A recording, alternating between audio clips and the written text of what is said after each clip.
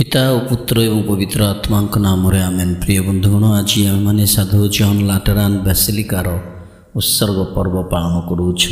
साधु John लाटेरान रोमर 4 गोटी महान basilica मध्यरु सर्वप्राचीन basilica अटे।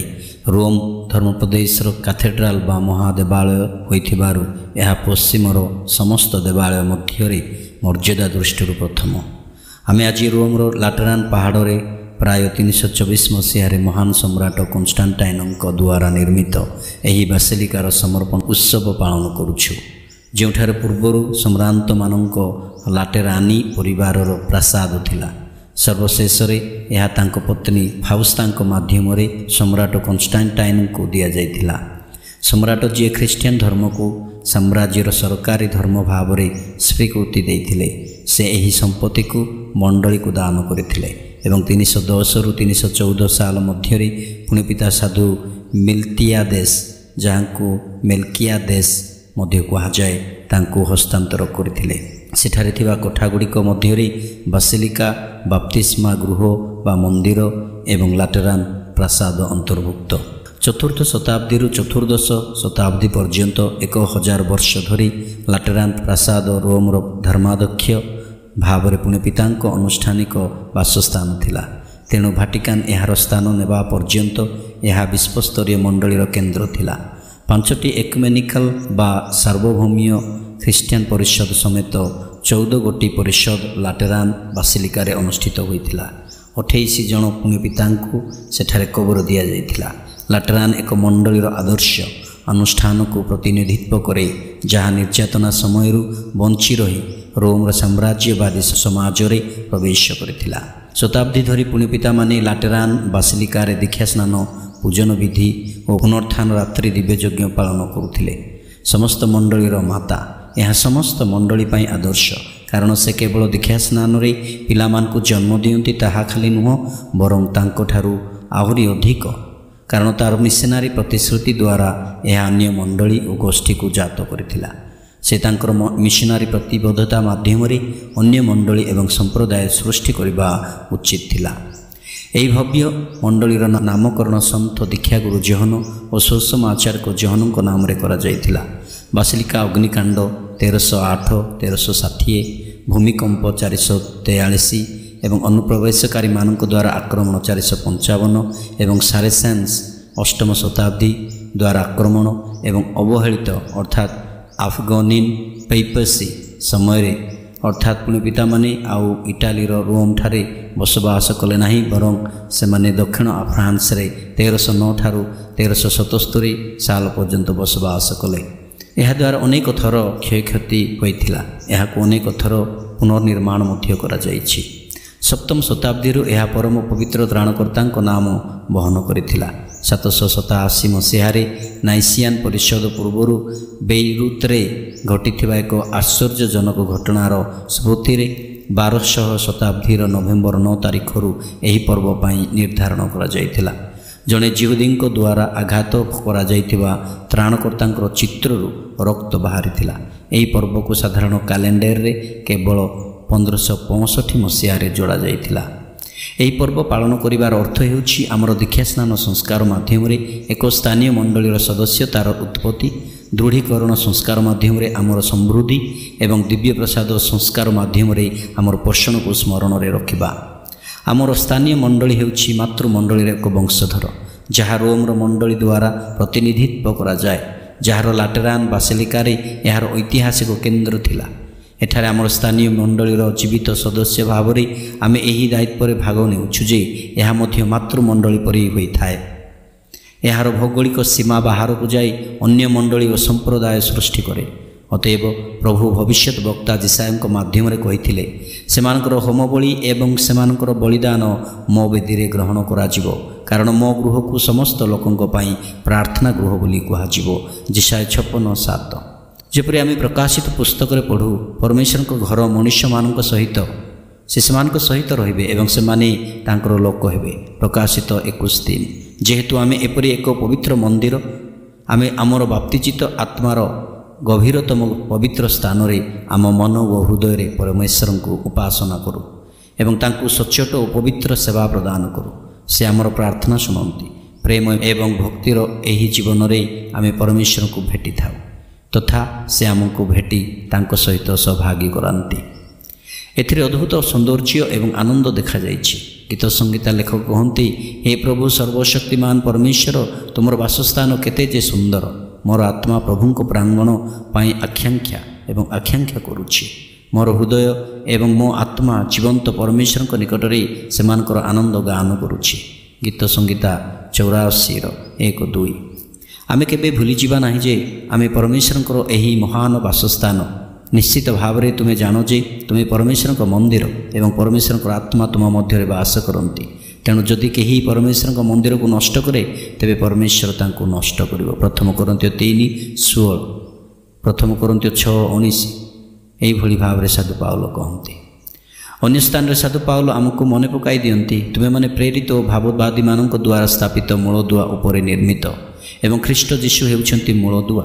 ତାଙ୍କଠାରେ ସମଗ୍ର କୋଠା ଏକତ୍ର ବନ୍ଧା ହୋଇ ପ୍ରଭୁଙ୍କଠାରେ ଏକ ପବିତ୍ର ମନ୍ଦିରରେ ବୃଦ୍ଧି ପାଏ।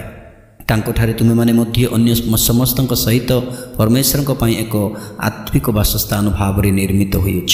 ଏଫେସୀୟ 2:20-22।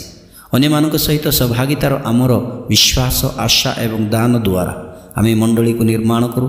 ଆମେ ପରମେଶ୍ୱରଙ୍କ ଗୃହ ହୋଇଯାଉ।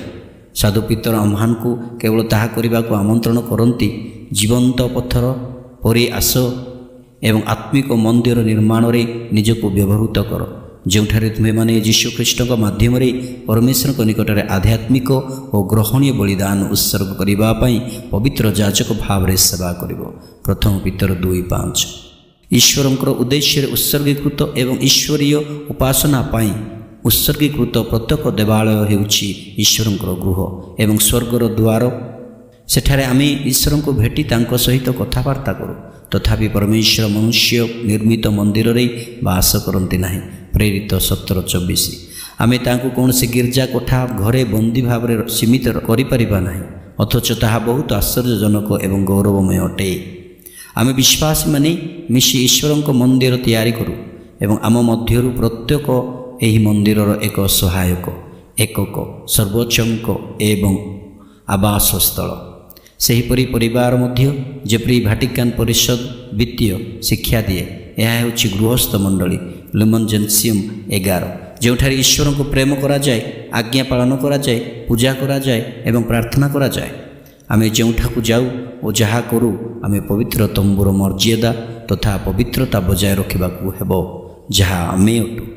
ଯଦି ଆମେ ତାହା କରୁ, ତେବେ ଆଜିର ଉତ୍ସବ ଆମ ଜୀବନରେ ଫଳ ପ୍ରଦାନ କରିବ। ଆର୍ଲୋସର ସାଧୁ ସିଜାରିୟସ୍ ଆମ୍ଭମାନଙ୍କୁ ମନେ ପକାଇ କୁହନ୍ତି, ପରମେଶ୍ୱର କେବଳ ମନୁଷ୍ୟ ଦ୍ୱାରା ନିର୍ମିତ ମନ୍ଦିର, କାଠ କିମ୍ବା ପଥରର ଗଠନରେ ବାସ କରନ୍ତି ନାହିଁ, ବରଂ ସର୍ବୋପରି ସେ ତାଙ୍କ ପ୍ରତିମୂର୍ତ୍ତି ଅନୁସାରେ ନିର୍ମିତ ଆତ୍ମାରେ ବାସ କରନ୍ତି। ମହାନ କାରିଗରଙ୍କ ନିଜ ହାତରେ ନିର୍ମିତ ମନ୍ଦିର ଅଟେ। ସାଧୁ ପାଉଲଙ୍କ କଥା ହେଉଛି, ପରମେଶ୍ୱରଙ୍କ ମନ୍ଦିର ପବିତ୍ର ଏବଂ ସେହି ମନ୍ଦିର ତୁମେ କ'ଣ ଚାହୁଁଛ ଯେ ଏହି ବାସିଲିକା ଦିଗହୀନ ହେଉ? ପାପର ମଇଳା ସହିତ ତୁମର ନିଜ ଆତ୍ମାକୁ କଳୁଷିତ କର ନାହିଁ। ଯଦି ତୁମେ ଚାହୁଁଛ ଯେ ଏହା ଆଲୋକରେ ଉଜ୍ଜ୍ୱଳ ଦେଖାଯାଉ, ତେବେ ପରମେଶ୍ୱର ମଧ୍ୟ ଚାହାନ୍ତି ଯେ ତୁମର ଆତ୍ମା ଅନ୍ଧକାରରେ ବୁଡ଼ି ନ ଯାଉ, ବରଂ ଆମ ପ୍ରଭୁଙ୍କ କଥାରେ ସ୍ୱର୍ଗରେ ଥିବା ତାଙ୍କୁ ଗୌରବ ଦେବା ପାଇଁ ଆମ ଭିତରେ ଭଲ କାମର ଆଲୋକ ପ୍ରକାଶିତ ହେଉ। ମନୋଚିନ୍ତନ। ଅବଶ୍ୟ ଏହି ସ୍ଥାନରେ ସଦାପ୍ରଭୁ ଅଛନ୍ତି, ମୁଁ ଜାଣିଲି ନାହିଁ। ଆଦି ପୁସ୍ତକ 28:16। ପ୍ରଭୁ କେଉଁଠି ବାସ କରିବେ ଓ କରିବେ ନାହିଁ, ତାହା ଆମର କିଛି ଦିଆନିଆ ନାହିଁ। ଆମର ଏତିକି କର୍ମ କରିବାର ଅଛି, ପ୍ରଭୁଙ୍କର ଉପସ୍ଥିତିକୁ ବିଶ୍ୱାସ କରିବା। ଏହା ବ୍ୟତୀତ ଆମର କୌଣସି ପ୍ରକାରେ ଯୁକ୍ତିତର୍କ କରିବା ଅନୁଚିତ। ପୁରାତନ ଗ୍ରନ୍ଥରୁ ଜାଣୁ, ବିଶ୍ୱବ୍ୟାପୀ ଅନ୍ତର୍ଯାମୀ ନିରାକାର ପରମେଶ୍ୱରଙ୍କୁ କେହି କେବେ ଏକ ସ୍ଥାନରେ ବନ୍ଦୀ କରି ରଖିପାରି ନାହିଁ। ପରମେଶ୍ୱର ଯେ ସମସ୍ତ ବସ୍ତୁର ପ୍ରାଣୀର ସୃଷ୍ଟିକର୍ତ୍ତା, ସେ କିଭଳି ମନୁଷ୍ୟକୃତ ନିର୍ଜୀବ ବସ୍ତୁରେ ବାସ କରିବ? ମୁଁ ଦିନେ ଫେସବୁକ୍ରେ ଛୋଟ ଭିଡ଼ିଓ ଦେଖିବାକୁ ପାଇଲି। ସେଠି ଜଣେ ପାଳକ ଚିଲେଇ ଦୃଢ଼ତାର ସହିତ ସଠିକ୍ ତର୍କରେ କହନ୍ତି, ଗିର୍ଜାରେ ଚତୁଃପାର୍ଶ୍ୱ ଦେଖ, କେଉଁଠି ପରମେଶ୍ୱର ଅଛନ୍ତି?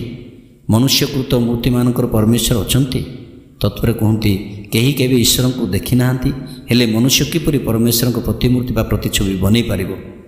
ପୁଣି ସେ କହିଲେ, ଯେଉଁ ପରମେଶ୍ୱର ସୂର୍ଯ୍ୟକୁ, ଆକାଶକୁ ଅର୍ଥାତ୍ ବିରାଟକାୟ ପୃଥିବୀକୁ ପୁଣି ଜଗତକୁ ସୃଷ୍ଟି କରିଛନ୍ତି, ତାକୁ ପୁଣି କିଏ ବନେଇ ପାରିବ? ମୁଁ ଟିକେ ହସିଲି, ପୁଣି ଭାବିଲି, ବାସ୍ତବିକ ଏତେ ବିରାଟକାୟ ଜଗତ ପୁଣି କେତେକ ବସ୍ତୁ ବା ଜୀବର ସମ୍ମୁଖରେ ମନୁଷ୍ୟ କିଛି ହିଁ ନୁହଁ, ଅଥଚ ପରମେଶ୍ୱର ମନୁଷ୍ୟଙ୍କୁ ହିଁ କର୍ତ୍ତୃତ୍ୱର ଅଧିକାରୀ କଲେ। ଦ୍ୱିତୀୟରେ ସେହି ବାଳକ ଚିଲେଇ ଚିଲେଇ କହୁଥିଲେ, ଏତେ ଶକ୍ତିଶାଳୀ ଓ ନିରାକାର ପରମେଶ୍ୱରଙ୍କୁ ମନୁଷ୍ୟ କିପରି ପ୍ରତିମୂର୍ତ୍ତିରେ ଗଢ଼ିପାରିବ? ସେହି ବାଳକ ବୋଧେ ଅବଗତ ନୁହନ୍ତି ଯେ ସେ ଯେଉଁ ବାକ୍ୟ ତାଙ୍କର ଜିହ୍ୱା ଦ୍ୱାରା ଉଚ୍ଚାରଣ କରୁଥିଲେ ସେ କେତେ ଯୋଗ୍ୟ ଅଟନ୍ତି, ପୁଣି ତା'ର କେତେ ଶକ୍ତି ଅଛି ଯେ ସେ ସେହି ନାମ ଧରିପାରିବ।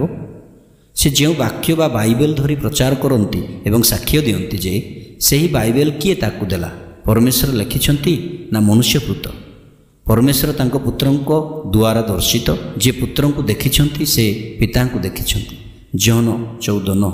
ପରମେଶ୍ୱରଙ୍କ ଦ୍ୱିତୀୟ ବ୍ୟକ୍ତି ଯୀଶୁ ନିଜେ, ଯିଏ 33 ବର୍ଷ ଜଗତରେ ଥିଲେ, ପୁଣି ତୃତୀୟ ବ୍ୟକ୍ତି ପବିତ୍ର ଆତ୍ମା କପୋତ ଆକାର ଆବିର୍ଭୂତ ହେଲେ। ତେବେ କିପରି କହିବା ପରମେଶ୍ୱରଙ୍କୁ କେହି କେବେ ଦେଖିନାହାନ୍ତି? ପରମେଶ୍ୱର କେଉଁଠି ରହିବେ, କିଏ ବା ରହିବେ ନାହିଁ, ମୁଁ କିଏ କହିବାକୁ? ତଦୁରୂପ ପରମେଶ୍ୱର ପବିତ୍ର ବସ୍ତୁମାନଙ୍କର ଉପସ୍ଥିତ ରହିପାରନ୍ତି, ଯଥା ପୁରାତନ ସମୟରେ ପରମେଶ୍ୱର ମନୁଷ୍ୟକୃତ ତମ୍ବୁ ଗୃହରେ ବାସ କଲେ, ମେଘମାଳାରେ ରହିଲେ, ଯାତ୍ରା ପୁସ୍ତକ 33:9-10, ମନ୍ଦିରରେ ବାସ କଲେ, ପ୍ରଥମ ରାଜାବେଳେ 8:10-11, ହାଗାଇ 2:7-9, ପର୍ବତରେ ସେ ବାସ କଲେ, ଯାତ୍ରା 19:18। ଅତଏବ ଆଜି ଯଦି ପ୍ରଭୁଙ୍କର ଉପସ୍ଥିତିକୁ ଖୋଜିବା ତେବେ ନିଶ୍ଚୟ ଅନୁଭବ କରିପାରିବା, କାରଣ ସେ ଯଦି ମେଘମାଳାରେ, ପର୍ବତରେ, ତମ୍ବୁଗୃହରେ ଏବଂ ନିୟମାମଞ୍ଜୁଷରେ ଉପସ୍ଥିତ ଥିଲେ, ତେବେ ତାଙ୍କ ପାଇଁ ଉଦ୍ଦିଷ୍ଟ ଗୀର୍ଜାଗୃହରେ ବା ତାଙ୍କ ପ୍ରତିମୂର୍ତ୍ତି ଓ ପ୍ରତିଛବିରେ କାହିଁକି ତାଙ୍କ ଉପସ୍ଥିତିକୁ ଆମ୍ଭେମାନେ ଅନୁଭବ କରିପାରିବା ନାହିଁ? ଆମେ ନିଶ୍ଚିତ ଅନୁଭବ କରିପାରିବା ଯଦି ଆମ ବିଶ୍ୱାସ ସେହି ପୁରାତନ ଇସ୍ରାଏଲୀୟମାନଙ୍କ ଭଳି ହୋଇପାରିବ। ଯଦି ଆମ ଭାବନା ଠିକ୍ ଧର୍ମଶାସ୍ତ୍ରୀୟ ଫାରୁସୀମାନଙ୍କ ଭଳି ହୁଏ, ତେବେ ପ୍ରଭୁ ଯୀଶୁ ଆମ ଗହଣରେ ଥିଲେ ମଧ୍ୟ ତାଙ୍କର ଉପସ୍ଥିତି ଅନୁଭବ କରିପାରିବା ନାହିଁ। ସୁତରାଂ ପରମେଶ୍ୱରଙ୍କ ଉପସ୍ଥିତି ଆଜି ଗୀର୍ଜାଗୃହ, 7ଟି ସଂସ୍କାର ଓ ଧର୍ମଶାସ୍ତ୍ରରେ ଉପସ୍ଥିତ ଅନୁଭବ କରିହେବ। ତେଣୁ ଆମେ ବିଶ୍ୱାସ କରିବା ପ୍ରଭୁ ଆମ ମଧ୍ୟରେ ଏଇଭଳି ଭାବେ ଉପସ୍ଥିତ ଅଛନ୍ତି। ଧନ୍ୟବାଦ।